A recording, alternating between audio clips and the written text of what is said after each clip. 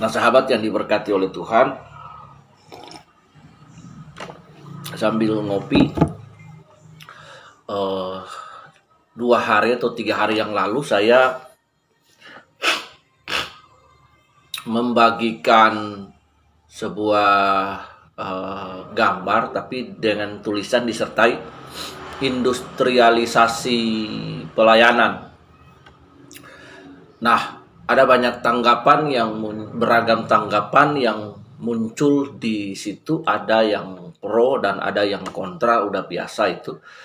Tapi kemudian ada yang secara lebih jelas, ya, secara lebih eksplisit bilang menghakimi dan lain sebagainya. Saya tidak menyalahkan mereka dan tidak membenci mereka. Itu sebuah dinamika di dalam dunia sosial. Berkaitan dengan tulisan singkat dalam gambar yang berjudul industrialisasi pelayanan, artinya gereja sekarang menjadi sebuah industri yang baru dalam untuk mendulang uang. Gereja menjadi sebuah industri baru dalam mendulang uang. Nah, hari ini saya ingin berbicara panjang lebar mengenai maksud dan tujuan tersebut, dan kemudian ada ekses-ekses lainnya. Nah, poin pertama kita melihat pengertian industrialisasi. Jadi sebenarnya industrialisasi itu pengertiannya adalah sebuah proses perubahan sosial ekonomi yang merubah mata pencaharian warga negara Indonesia itu dari agraris menjadi mata pencaharian ke industri. Nah, dengan demikian maka berdasarkan pengertian itu kita melihat dilekatkan pada konteks gereja, pelayanan gerejawi. Kita melihat bahwa sebuah proses pencaharian kehidupan untuk mencari uang, nafkah itu sekarang gampang sekali dalam pelayanan gerejawi. Jadi gereja diindustrialisasi dalam pengertian bahwa ada sebuah proses perubahan sosial ekonomi dari pekerjaan-pekerjaan yang lain kepada pelayanan gereja yang dimanfaatkan untuk mencari uang, mencari popularitas, mencari subscriber dan yang lain dengan sangat mudah. Kita melihat pertama, Alkitab itu adalah open Bible. Artinya open Bible, open book, bukan open Bible ya, tapi open book. Itu artinya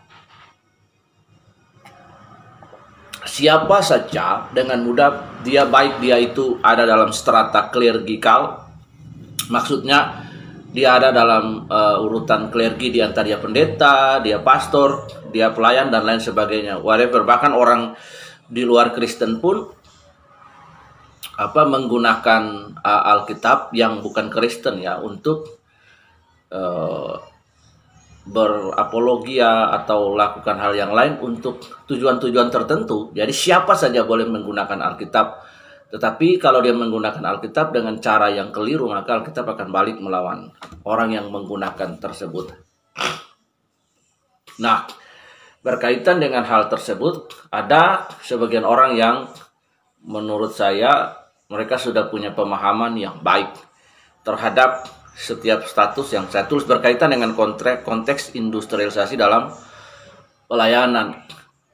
Pemahaman mereka tentunya maju satu karena mereka bisa membuka diri,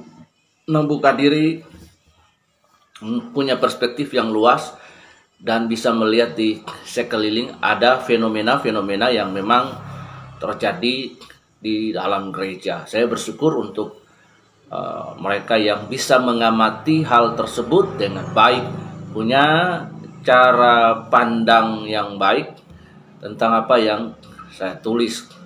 Ada yang kontra, saya juga tidak menyalahkan mereka. Bahkan ada yang menuduh, menghakimi dan yang lain sebagainya. Saya juga tidak menyalahkan mereka. Sungguh sebuah kesadaran bahwa pro dan kontra itu sebuah dinamika di dalam bermedia sosial. Tetapi baiknya adalah ketika kita kontra, baik juga kita menyertakan dalil-dalil. Jadi dalil dilawan dengan dalil, jangan asal sekedar kita kontra saja lalu menuduh menghakimi orang yang punya status tanpa menyertakan dalil, pengertian, narasi, diksi yang komprehensif, memadai, dan proporsional serta jujur. Dan hindarilah hal-hal yang argumentum ad hominem, yaitu menyerang pribadi. Sebuah status harusnya dilawan, sebuah diksi harusnya dilawan dengan narasi dan diksi yang jauh lebih baik dari orang yang menyampaikan hal tersebut. Nah, itu poinnya. Jadi hari ini kita melihat gereja sebagai sebuah industri baru, bagaimana media sosial menolong masyarakat di era 4.0 ini untuk bagaimana mengaktualisasikan dirinya.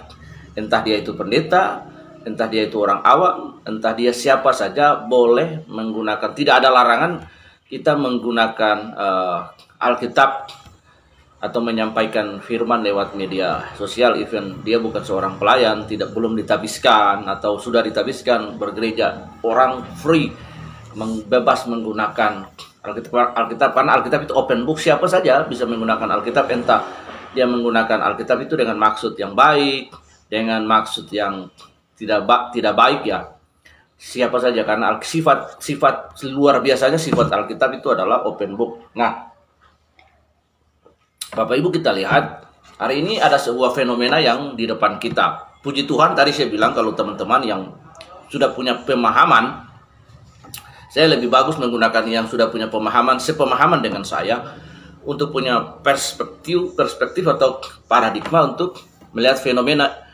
gereja di dalam kekristenan Indonesia 10-20 tahun belakangan ini. Kita melihat bagaimana gereja menjadi sebuah industri yang baru.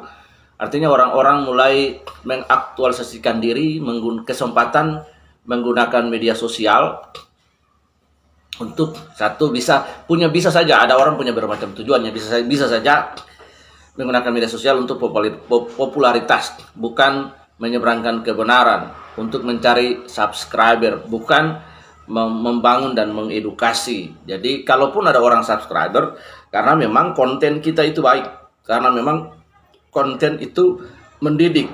Nah, akhirnya kita harus pada proporsi yang benar. Ketika kita menyampaikan Injil, maka tujuan sasaran itu adalah yang pertama orang mengenal dan menerima figur Yesus Kristus itu menjadi satu-satunya juru selamat.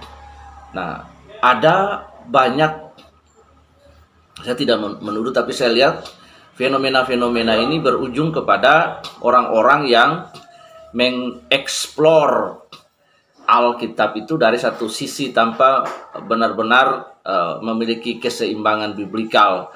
Artinya ada yang teologi, jujur saja saya katakan ada teologi kemakmuran. Jadi disampaikan supaya orang itu sembuh, orang diberkati. Tidak salah orang sembuh, tidak salah orang diberkati. Harapan semua manusia, harapan semua orang Kristen dia mengalami kesembuhan. Tetapi kemudian menekankan persembahan, menekankan berkat, menekankan hal-hal yang lain itu lebih utama daripada figur Yesus itu di dalam dirinya. Nah, ini yang perlu kita sampaikan. Karena saya lihat jangan sampai ayat yang ditulis oleh Rasul Paulus dalam Galatia itu, terkutuklah orang yang menyampaikan Injil yang lain. Sebenarnya bukan Injil Tuhan, tapi Injil yang lain, bukan Yesus sebenarnya, tapi Injil yang lain. Dia hanya menggunakan firman Tuhan untuk mencapai tujuan, untuk menjangkau subscriber, menjangkau followers, menjangkau pendengar, tetapi bukan the origin of gospel atau the truly of gospel that he spread to the others people. Nah, ini kan menjadi masalah. Ini dalam konteks-konteks seperti inilah yang saya sebut industrialisasi dalam pelayanan gereja. Ada satu komentator di situ, saya menghargai sekali dia. Itu berkata bahwa jangan menghakimi. Dia tidak kenal saya, tapi harusnya baca dulu, lihat dulu kronologis di scrolling ke bawah. Jadi lihat siapa saya, apa yang saya tulis, buah-buah pikiran, baru setelah itu bisa melakukan counter